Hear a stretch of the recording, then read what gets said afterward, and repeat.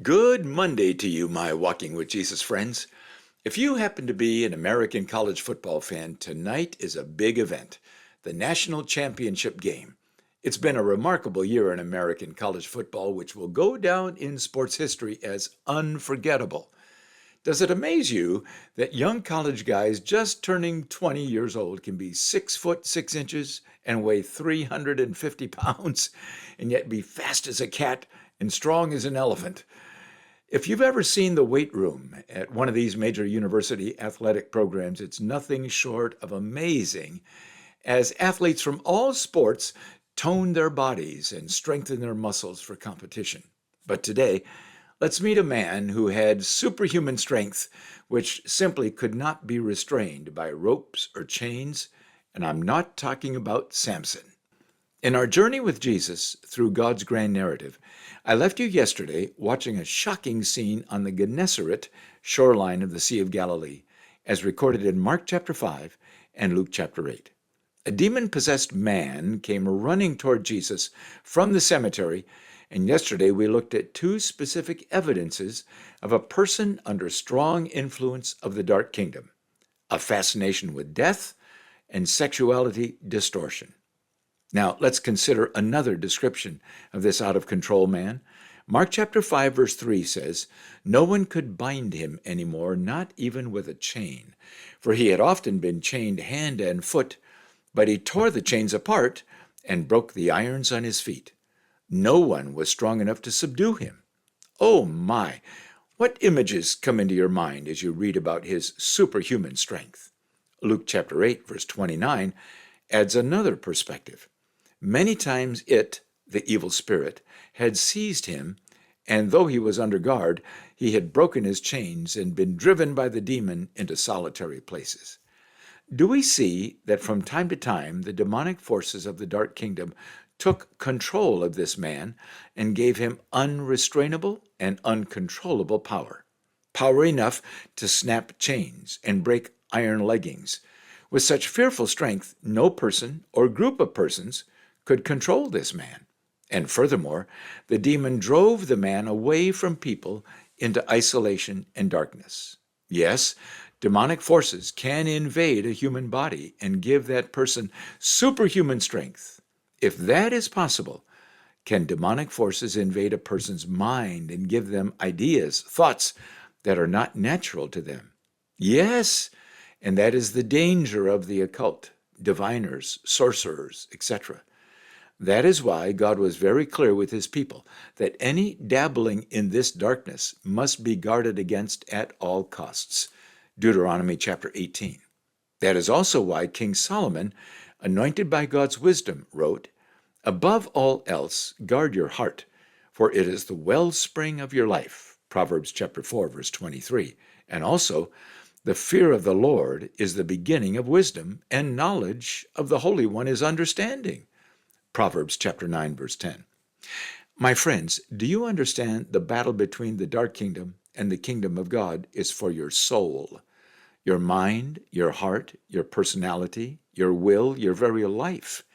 Every day, you and I either protect our souls for God's work in us, or we place our souls in danger by allowing the influence of the dark kingdom into our lives. Mark chapter 5, verse 5 gives us yet one more sad glimpse into the life of this demon-possessed man who lived among the tombs.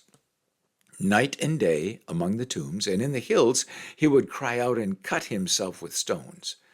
Oh my, the emotional, spiritual, and physical torment this man was living with. And did you notice his self-destructive behavior, cutting himself with stones? Does that sound familiar wherever you live in the world?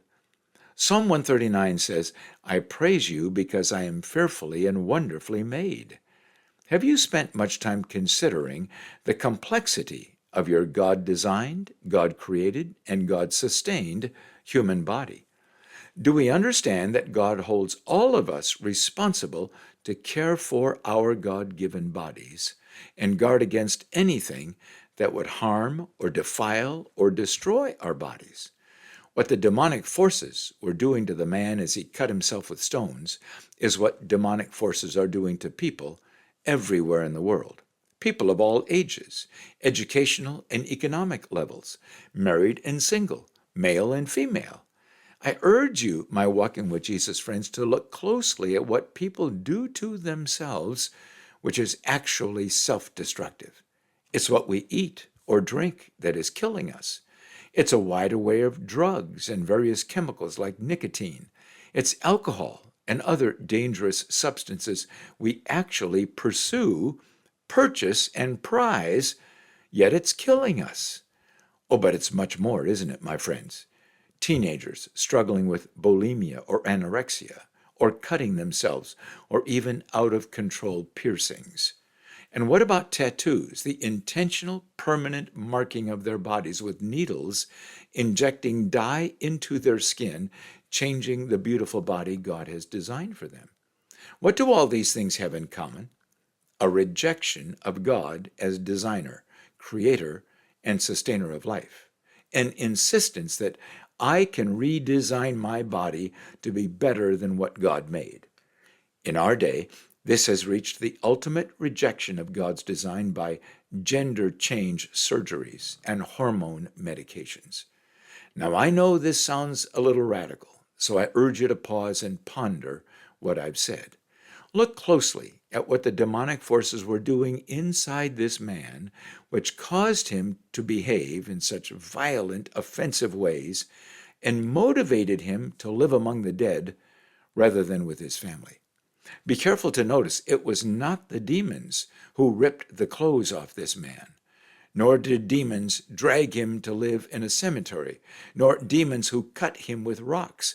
He did all these things to himself under the strong influence of dark kingdom demons.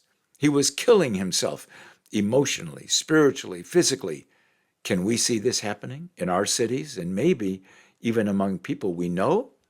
We need to pause right here and deeply reflect on this, asking Jesus to give us his perspective. And tomorrow we'll watch as the power of Jesus deals with this situation as only Jesus can. For today, I urge you to look closely, and the lessons learned link below will help you. And then let's worship with a great song honoring Jesus Christ. And I'd like to pray with you right now, my friends. Oh God, we are asking, please, that you would open our minds and our hearts to understand what was happening to this man possessed by demons, and what evidence do we see all around us that it's happening in our day. God, please protect our minds and our hearts.